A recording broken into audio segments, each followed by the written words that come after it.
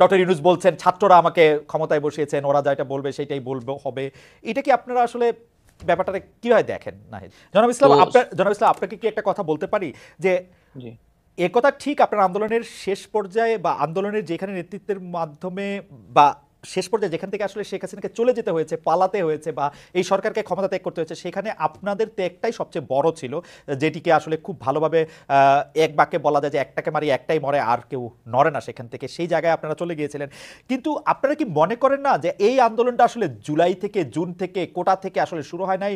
বিএনপির নেতাকর্মীরা বা জামায়াতের নেতাকর্মী বা বিরোধী দলের নেতাকর্মীরা, এমনকি বাম দলের নেতাকর্মীরা এই ১৫ বছর ধরে লাগাতার সংগ্রামের মধ্যে, আমি জানি না এনিবার বিরুদ্ধে কয়টি মামলা আছে, আমার কাছে মনে হয় সম্মিলিত না মামলা না এবং সম্মিলিত অবশ্যই ত্যাগ, অবশ্যই সেই ত্যাগটার কথা কি আপনারা আসলে স্বীকার করছেন? এখন তো মনে হচ্ছে যে মানে ব্যাপারটা হলো যে আমাদের এই পুরো আন্দোলন সংগ্রাম শুধু জুলাই মাস থেকেই শুরু হয়েছে এরকম মনে হচ্ছে।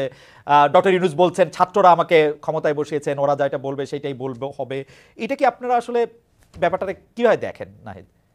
না না অবশ্যই এটা তো বিগত 16 বছর, আমরা আরো বলি 111 থেকে যেই আমাদের বিরাজনীতিকরণ শুরু হয়েছে, সেই সেই সময় থেকে কিন্তু আমাদের এই রাজনৈতিক সংগ্রামটা, এবং আমাদের বিরোধী দলীয় নেতাকর্মীরা যেই আত্মত্যাগ করেছে, নির্যাতিত হয়েছে এবং নির্যাতিত হওয়ার পরেও তারা বারবার মাঠে নেমেছে। তারা নামার কারণে কিন্তু একটা রাজনৈতিক পরিবেশ আমরা পেয়েছি, কথা বলার মিনিমাম পরিবেশ কিন্তু আমরা পেয়েছি, যেই রাইট। জায়গায় আমরা নেমে কথা বলতে পেরেছি। এবং এই অভ্যুত্থানেও আমরা সকল রাজনৈতিক দলের সেই ভূমিকাকে স্বীকার করি, এবং তারা ভ্যানগার্ডের মতো ছিল, গুলির সামনে ছিল। এবং ব্যক্তিগতভাবে বললেও কিন্তু ছাত্রদল বলেন বা শিবির বলেন বা বামপন্থী সংগঠন, প্রত্যেকেই আমাদেরকে নানাভাবে সহযোগিতা করেছে। ব্যক্তিগতভাবে আমাদের জীবন রক্ষার্থেও তারা অনেক ভূমিকা পালন করেছে। ওকে, আমার মনে হয় যে জনাব নাহিদ ইসলাম এটা খুব পরিষ্কার করে বলেন, নাহিদ ইসলামের উপদেষ্টা, এবং আপনাকে নিয়ে কটূক্তির অভিযোগে চট্টগ্রামে একটি নালিশি মামলা হয়েছে। আওয়ামী রেজিমের সময় এসব মামলাকারীরা নানাভাবে পুরস্কৃত হতেন, রাষ্ট্রীয় সুযোগ সুবিধা পেতেন। আপনাদের পক্ষ নিয়ে যিনি মামলা করছেন তিনিও কি পুরস্কার পাবেন, কটূক্তির অভিযোগে যিনি মামলা করেছেন? না না কখনোই না। আর এখানে একটা যেটা হয়েছে যে ধর্মীয় অবমাননার বিষয়টি এটার সাথে যুক্ত ছিল, এবং সাথে প্রধান উপদেষ্টা এবং আমার নামে যুক্ত করা হয়েছে। এবং যিনি করেছেন মামলা তাকে তো আমি চিনিও না, এবং আমি আইন উপদেষ্টা যিনি তার সাথে যোগাযোগ করেছি যাতে এই মামলাটি বিষয়ে ব্যবস্থা নেওয়া হয়, এবং এই মামলায় যাতে গ্রেফতার না করা হয়। একটা এই মামলাটি এবং সাইবার সিকিউরিটি অ্যাক্ট নিয়ে আমরা নিজেরাই এর বিরুদ্ধে বলছি যে আমরা এই আইনটি সংশোধন করব। তো সেক্ষেত্রে পুরস্কৃত করা তো দূরের কথা, আমরা এই ধরনের মামলাকে তো আসলে বিরোধিতা করি। জনাব নাহিদ ইসলাম, সম্প্রতি গণমাধ্যমের স্বাধীনতা নিয়ে আপনি যে বক্তব্য দিয়েছেন তার সঙ্গে আওয়ামী লীগ আমলের এক সময়ের তথ্যমন্ত্রী জনাব হাসান মাহমুদের কথার মিল পেয়েছেন অনেকেই, যা আবার ডিজাইন করে দুজনের ছবি দিয়ে সোশ্যাল মিডিয়াতে শেয়ার করা হয়েছে। আমরা কি এখনো আগের মতোই স্বাধীন কিনা? আমি আমি আমি দর্শকদের একটু দেখাতে চাই, দর্শকরা অবশ্যই একটু দেখতে পারবেন না যে ডিজাইন দিয়ে যে এটা করা হয়েছে, এটা আমরা প্রথম আলো পত্রিকাতে দেখেছি, যেখানে দেখা যাচ্ছে যে জনাব নাহিদ ইসলামের যে আমরা গণমাধ্যমের স্বাধীনতা চাই অবশ্যই, কিন্তু আমি আপনাদের কাছে প্রশ্ন রেখে যেতে চাই গণমাধ্যমের স্বাধীনতার সীমা কতটুকু। একই ধরনের কথা আসলে হাসান মাহমুদও বলেছিলেন, আমরা মনে করি গণমাধ্যমের স্বাধীনতার সঙ্গে রাষ্ট্রের বিকাশ, গণতন্ত্রের বিকাশ জড়িত, ইত্যাদি ইত্যাদি ইত্যাদি। জনাব নাহিদ ইসলাম, এটি নিশ্চয়ই আপনার চোখেও পড়েছে। এই হাসান মাহমুদের সাথে তুলনাটা কেমন উপভোগ করছেন জনাব নাহিদ ইসলাম?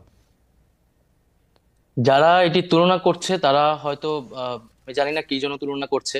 জি। এখানে আমি একটা প্রশ্ন রেখেছি এবং আমি এখনো এই প্রশ্নটা রাখছি, যে গণমাধ্যমের স্বাধীনতায় আমরা বিশ্বাস করি, কিন্তু হ্যাঁ। গণমাধ্যমকে ব্যবহার করে যদি ফ্যাসিজমের পক্ষে কথা বলা হয়, গণহত্যার পক্ষে বৈধতা দেওয়া হয়, তাহলে সেটি কি গণমাধ্যমের স্বাধীনতা হিসেবে বিবেচিত হবে কিনা? আমি আমি আপনাকে একটু জানাতে চাই যে আমরা দর্শকদের কাছে এই প্রশ্নটা, নাহিদ ইসলাম প্রশ্ন তুলেছেন গণমাধ্যমের স্বাধীনতার কথা বলে ফেসিস্টদের প্রচারণা করা যাবে কিনা, এই প্রশ্ন সঠিক বলে মনে করেন কিনা। শতকরা ৭৭% দর্শক এতে সঠিক বলে মনে করছেন, শতকরা ২৩% দর্শক একে সঠিক বলে মনে করছেন না। আর সাংবাদিকতা করাই এই দাবি নিয়ে আমি বলতে চাই যে আপনি যেটিকে বলছেন হচ্ছে স্বাধীনতার কথা বলে ফেসিস্টদের প্রচারণা, ফেসিস্টদের প্রচারণার তো অনেক বেশি বয়স না, এবং ফেসিস্টদের প্রচারণা তো আসলে অন্যরা আলাদা করতে পারে, যেমন আওয়ামী লীগ আমলে আমরা আলাদা করতে পারতাম। আপনি যদি ফেসিস্টদের প্রচারণা বলে কারো জবান বন্ধ করতে চান, এটি আসলে খুব ঠিক কাজ হবে কিনা, আপনার কাছে আমার এটি প্রশ্ন। না দেখুন, এখন তাহলে আপনাকে আরো মূল জায়গায় আসতে হবে যে জি। আওয়ামী লীগ কি রাজনৈতিক কার্যক্রম এই মুহূর্তে করতে পারবে কিনা, বাক স্বাধীনতা বা রাজনৈতিক স্বাধীনতার কথা বলে। রাইট। এখন আওয়ামী লীগ ফ্যাসিজমের সাথে জড়িত, গণহত্যার সাথে জড়িত, এবং তার বিচার প্রক্রিয়া চলছে।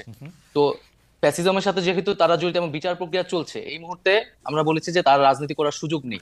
তা আওয়ামী লীগ দল হিসেবে যেহেতু তার রাজনীতি করার সুযোগ নেই, তার আদর্শ প্রচারণা করাও আসলে সুযোগ নেই। তো সেই জায়গা থেকেই না, জি। সেটি সেটি সেটি সেটি আপনাদের সিদ্ধান্ত। আওয়ামী লীগ যেমন মানে তার সরকারের নির্বাহী সিদ্ধান্তে সে জামাত ইসলামের রাজনীতি নিষিদ্ধ করেছিল, আপনারাও সেটি করতে পারেন, কিন্তু সেটা আপনার মুখে বলছেন কেন? আওয়ামী লীগের রাজনীতি নিষিদ্ধ ঘোষণা করেন। এটা আপনার মুখের কথা, তো এটি কি কেমন কেমন মনে হয়? যে মনে হয় যে এটি মানে একটা প্রত্যেকটা জিনিসের একটা ইয়া আছে না, আপনি তো নিষিদ্ধ করতেই পারেন ইচ্ছা করলে। সেটি কি আপনি ট্রাই করেছেন বা না, করছেন আপনারা? যে না আপনি আমরা বলছেন তো যে আওয়ামী লীগ একটা, রাজনীতি করতে পারবে না, কিন্তু সেটি আপনারা রাষ্ট্রীয়ভাবে সিদ্ধান্ত নেন, সরকারিভাবে সিদ্ধান্ত নেন যে আওয়ামী লীগ রাজনীতি করতে পারবে না। Wasn't it better? মানে না আমরা তো সেটি সরকারের জায়গা থেকে এককভাবে সিদ্ধান্ত নিতে চাই না, আমরা কথাটি বলছি। আমরা আমরা এখন যে কোনো সিদ্ধান্ত বা এই ধরনের জাতীয় সিদ্ধান্তের ক্ষেত্রে রাজনৈতিক ঐক্যমতকে সবচেয়ে গুরুত্ব দিচ্ছি। হুম, হুম। ফলে রাজনৈতিক অন্যান্য দলগুলোরও এই বিষয়ে মতামতের প্রয়োজন আছে। তো সার্বিকভাবে আমরা রাজনৈতিক ঐক্যমত হলে এই বিষয়ে সিদ্ধান্ত নিতে পারি, কিন্তু একটা বিচার প্রক্রিয়া অবশ্যই চলছে এবং এই বিচার প্রক্রিয়ার মধ্যেই আসলে এই বিষয়ে একটা সিদ্ধান্ত হবে এবং আমরা রাজনৈতিকভাবে একটা ঐক্যমতে পৌঁছাতে পারবো আশা করি। কিন্তু আপনারা সরকারিভাবে কোনো সিদ্ধান্ত নিতে বা রাষ্ট্রীয় মানে আপনারা যারা উপদেষ্টা পরিষদ আছেন তারা সিদ্ধান্ত নিতে চান না, আপনারা একটা ঐক্যমতের ওয়েট করছেন, ব্যাপারটা কিরকম? জি, জি অবশ্যই এই আমরা ঐক্যমত হয়েছে অন্তর্বর্তীকালীন এটা আপনারা কি করে বুঝবেন? মানে এনি ভাই যদি বলে আওয়ামী লীগ নিষিদ্ধ করে তৈরি করে দিবেন? না, আমরা যদি সেই রাজনৈতিক ঐক্যমতে পৌঁছাতে পারি, এখানে বিএনপি রয়েছে, জামাত রয়েছে, নাগরিক সমাজ মানে রয়েছে, আওয়ামী লীগ ছাড়া বাকি ছাত্ররা সবাই যারা রয়েছে। রয়েছে, আওয়ামী লীগ ছাড়া বাকি যারা জি সব জি রয়েছে। আচ্ছা, ঠিক আছে।